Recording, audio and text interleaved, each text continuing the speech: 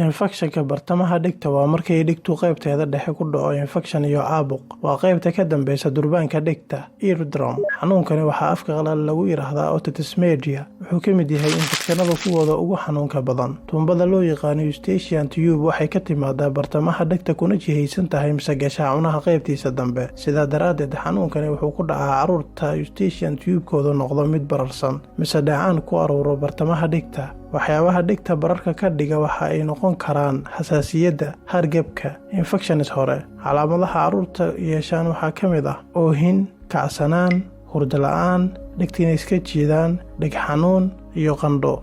In carruurta laga daweeyo xanuunkani waxaa lagu saleeyaa da'da, xaaladda guud, daawooyinka ku habboon.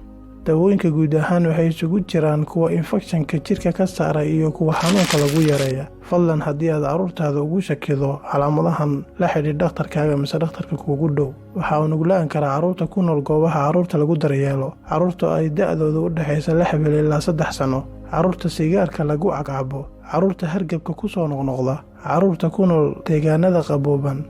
Haddii la daweyn waayo waxaa dhici kara infekshan soo noqnoqda, qanjir barar, gaar ahaan kuwa cunaha, durbaanka dhegta oo dilaaca. Hadalku daahid.